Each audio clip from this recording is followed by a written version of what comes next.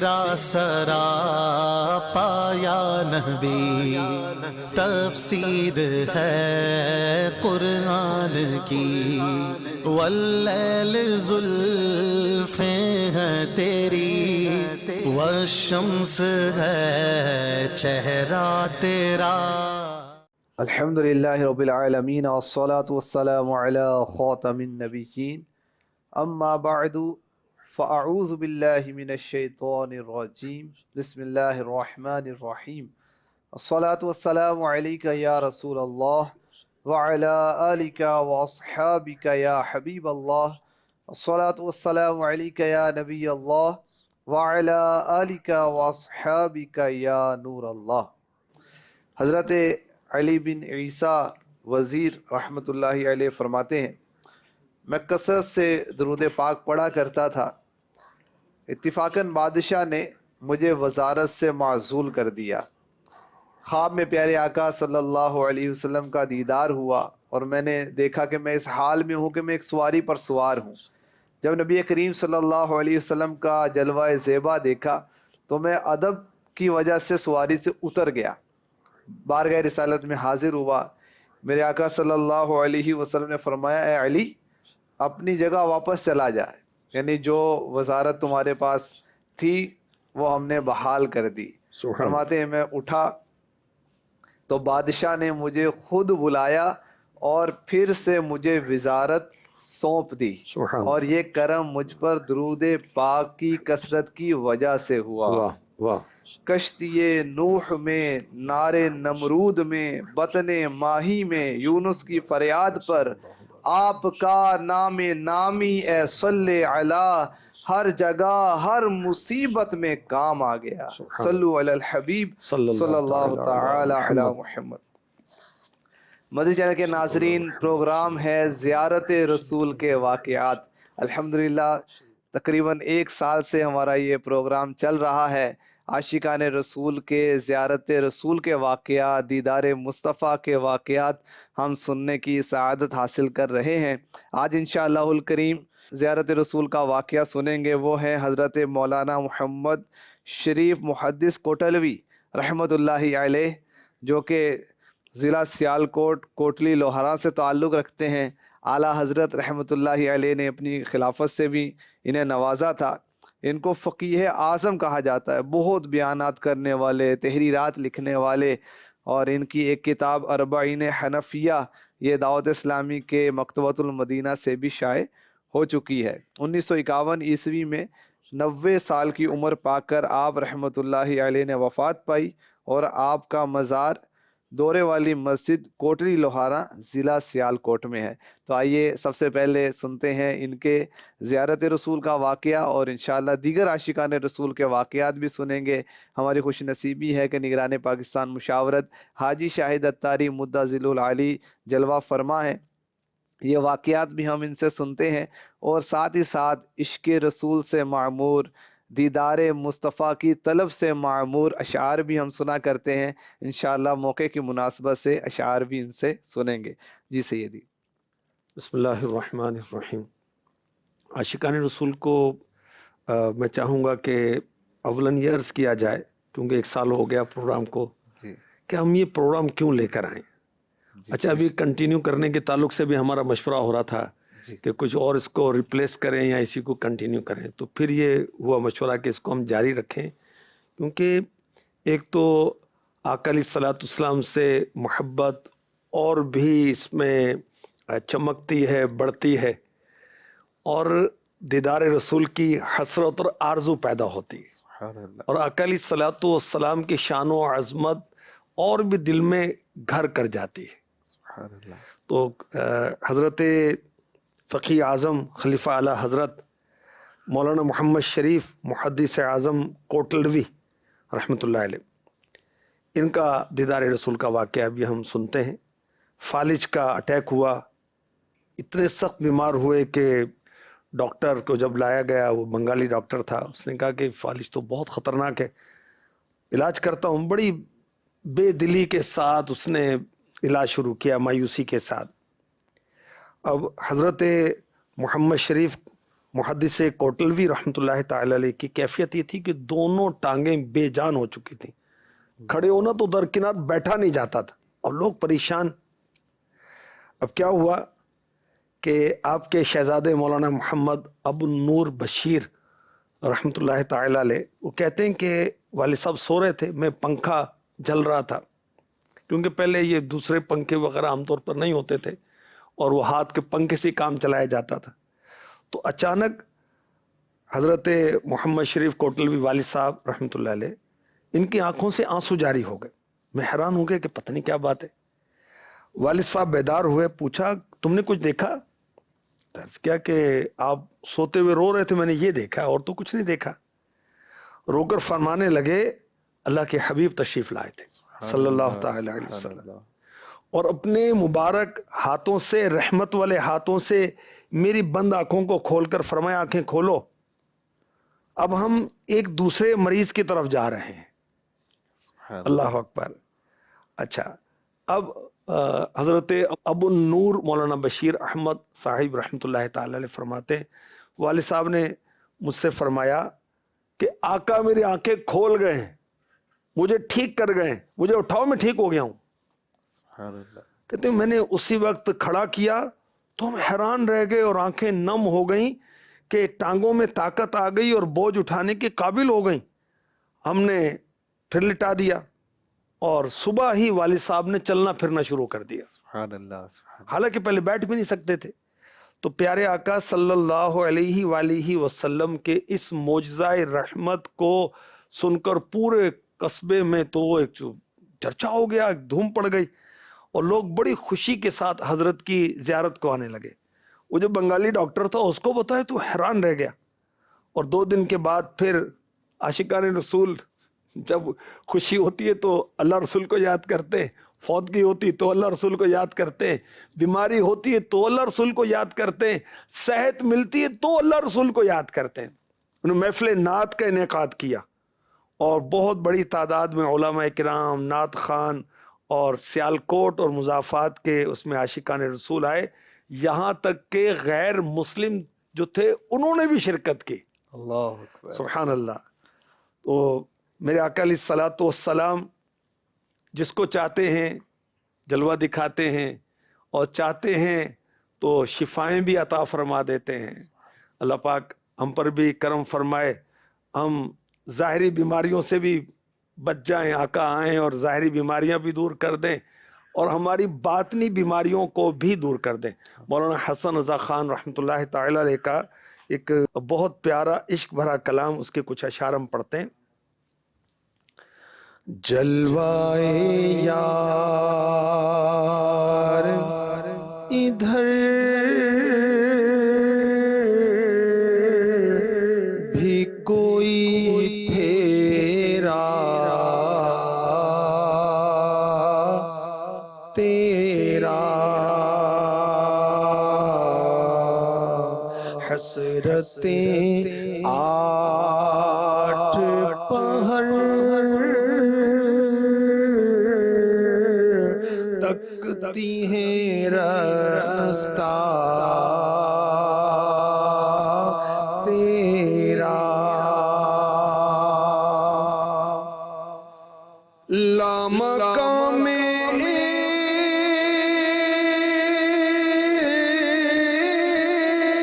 نظر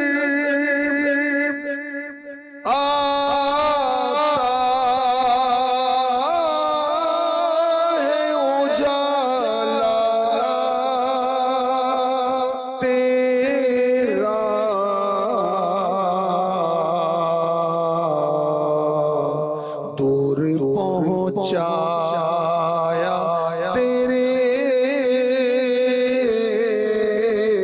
حسن نے شہرا تیرا، خوب رویاں نے جہاں تجھ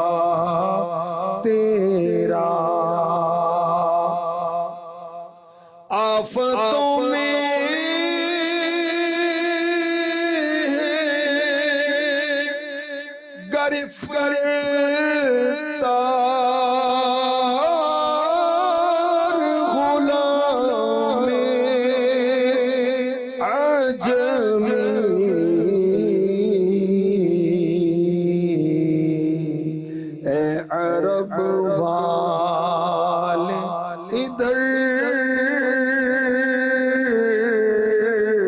بھی کوئی پھیرا تیرا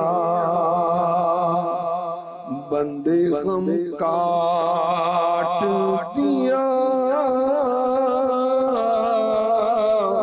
کرتے ہیں تیرے اب رو پھر دیتا ہے بلا کو اشارہ تیرا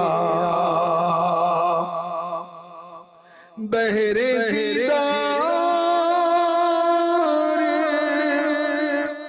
جھکائے زمین پر تارے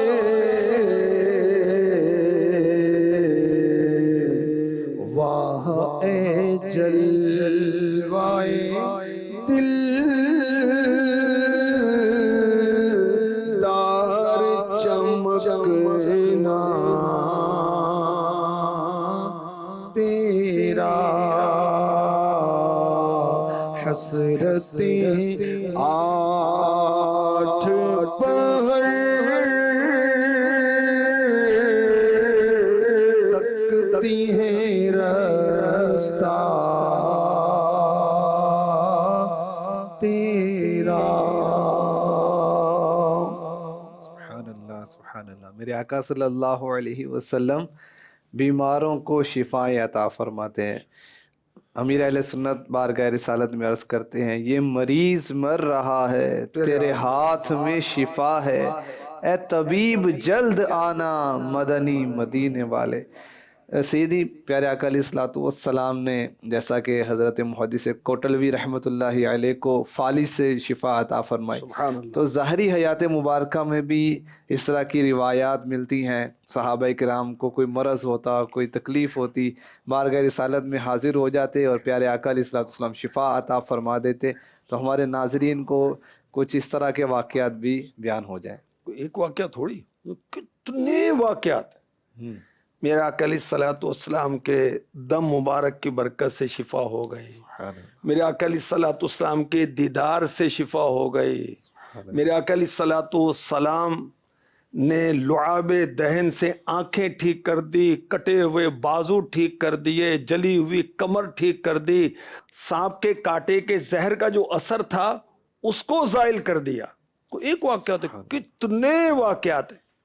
ایک برکت کے لیے ابو لیس کے ایک شخص جنہیں فراس بن عمر کہا جاتا تو ان کے سر میں شدید درد رہتا تھا، تو ان کے والد بارگاہ رسالت میں لے گئے، کسی حکیم ڈاکٹر طبیب کے پاس نہیں لے کر گئے. انہیں پتا ہے کہ جو بھی مانگو حضور دیتے، جو بھی مانگو حضور، مانگنے والا ہو اگر کوئی میرے آقا ضرور دیتے. سبحان اللہ.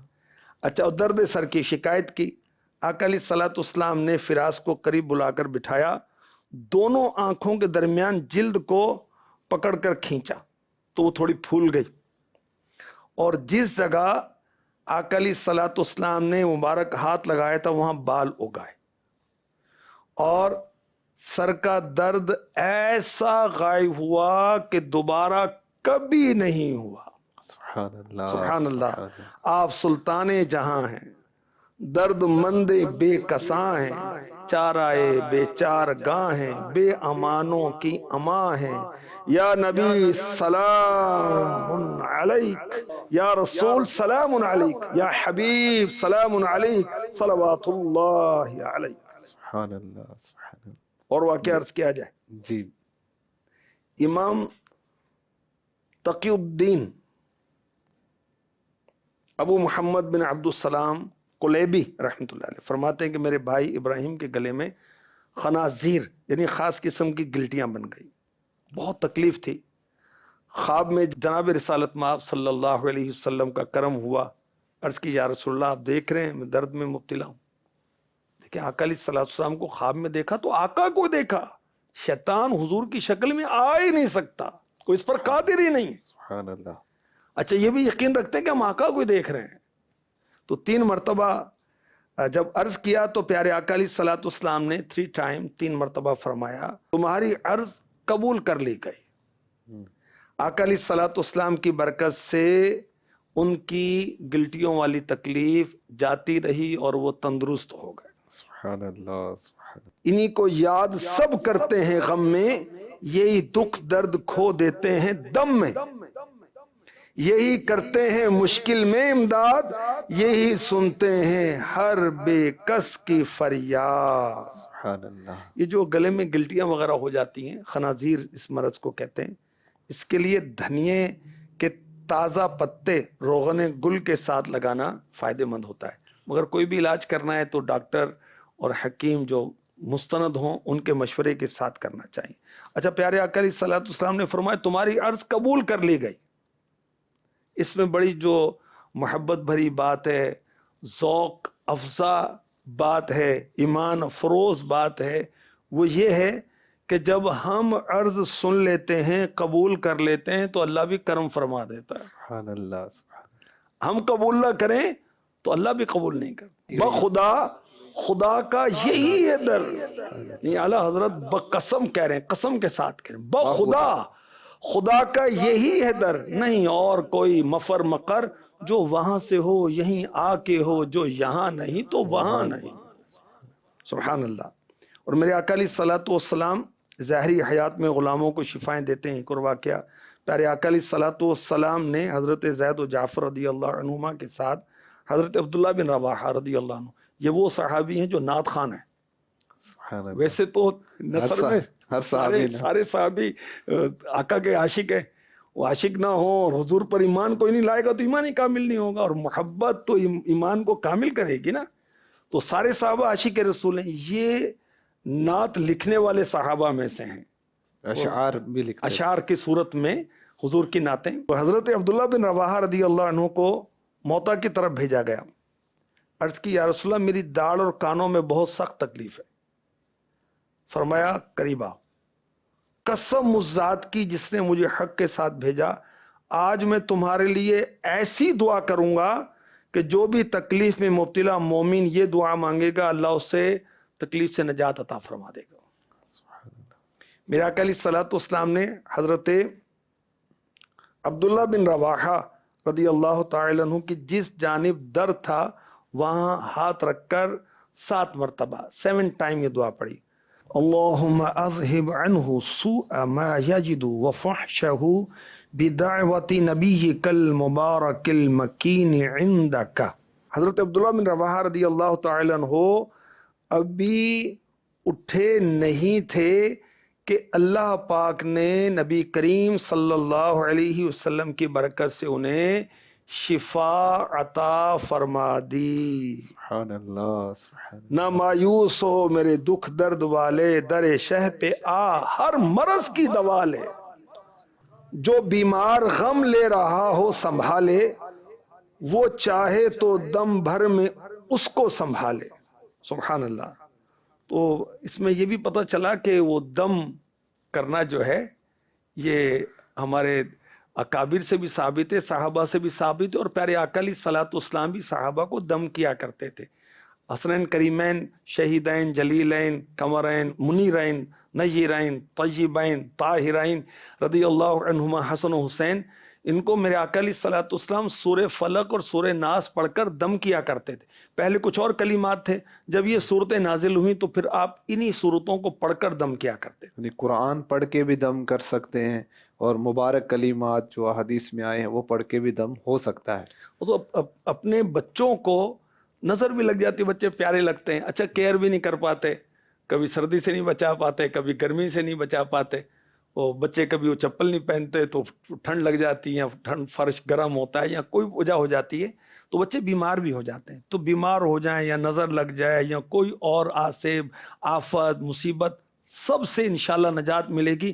اپنے بچوں کو روزانہ ماں کر دیں یا باپ پڑھیں، ٹھیک درست پڑھیں۔